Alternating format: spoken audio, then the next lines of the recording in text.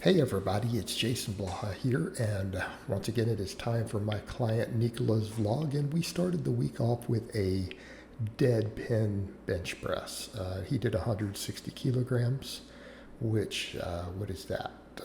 In pounds for people who use freedom units, what is that, around 360 or so? Uh, Pretty good.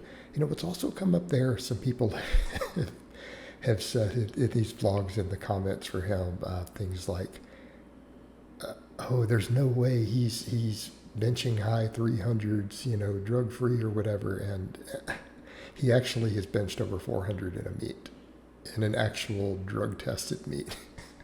So, and again, I'm not saying that drug tested means drug free. Don't misunderstand that. Do not misunderstand that. But just for the record, he has an official like 410 bench press in a drug tested meet where he was drug tested. So just an FYI. And what people need to remember there, he is tall with a big frame. And when we start talking about these big exercises, what you have to keep in mind, lean body mass is a massive factor. Tall guys have bigger frames. They can hold more muscle, okay, at any given amount of anabolic supplementation, whether it's zero, which is an amount, zero is an amount, no anabolic drugs is an amount. It would be zero milligrams. Okay, hopefully people understand that. 500 milligrams, 1,000, whatever. The larger your frame, the more potential muscle mass you can hold at any of those given levels, right? You have a bigger frame.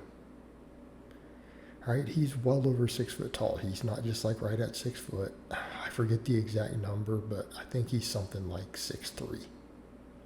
Okay. He's walking around at 250 pounds. And I want people to think about that for a moment. A man who is 250 pounds and not fat,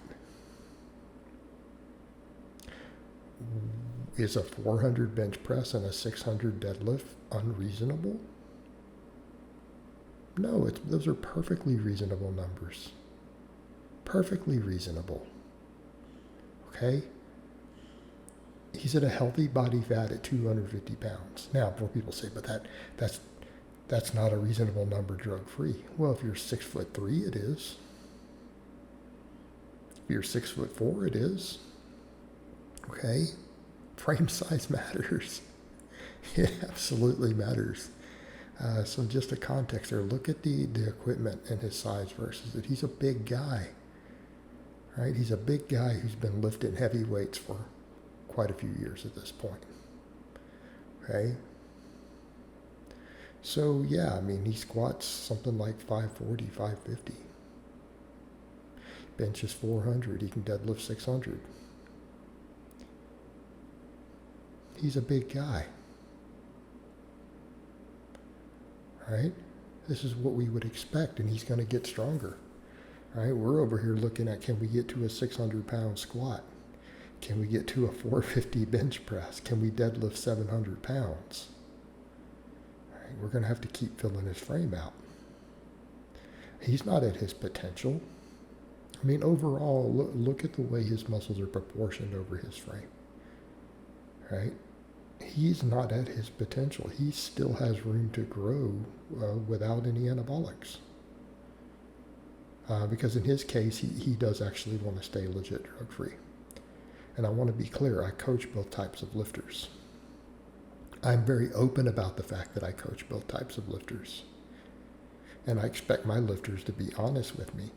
And in his case, he hasn't told me one of those, hey, I want to see drug-free up to a certain point, and I want to dabble, or I want to do this, I want to do that. He's told me very clearly he wants to really stick it out long-term drug-free. Okay. He wants to continue to compete, tested only events. He doesn't want to cheat. Okay. It's just important for him as an individual. That's the way we're going to do things. But again, we need to be clear here with this. When we start talking about strength, now is it reasonable? Is it reasonable for a 5'7" guy who's, fairly lean, is it reasonable for them to bench 400 pounds? Is it reasonable for them, to squat 550, pull 600 plus? Maybe not drug free. Not saying some of them don't. They do. They're just very rare. Okay? Those are usually very, very, very genetically gifted people who have their training really dialed in. Okay?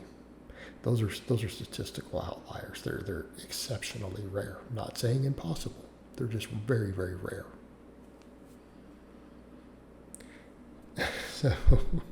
So we need a context for that. And of course, you guys are just watching training. I've talked very little about his training here this time, but we will always have more vlogs to cover that. We'll have more vlogs to cover it. But here we go. We're finishing up with this dynamic effort lower day. We're doing speed boxes.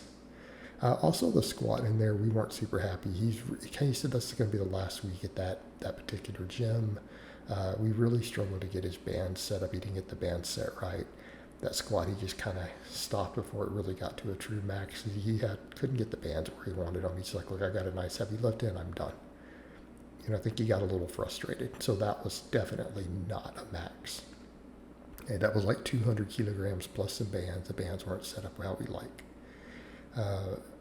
He actually squats more than people realize.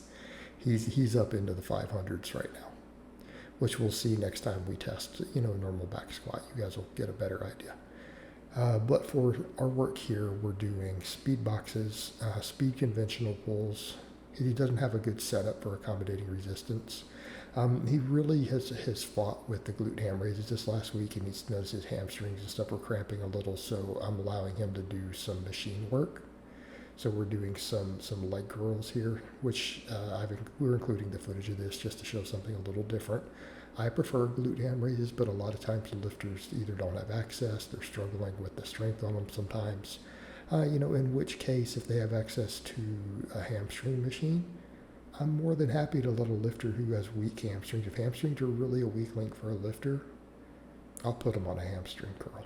Why not? It's not a problem.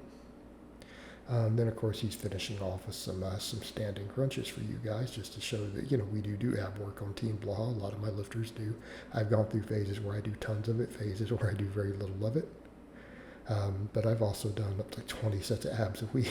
A lot of times it was on camera. But a lot of my lifters, we do ab work. And I'm very partial to standing crunches and hanging leg raises, which we're seeing a standing crunch here. All right, guys, but that's really all I have to say on that today. I hope it's been informative, and I'll talk to you guys next time.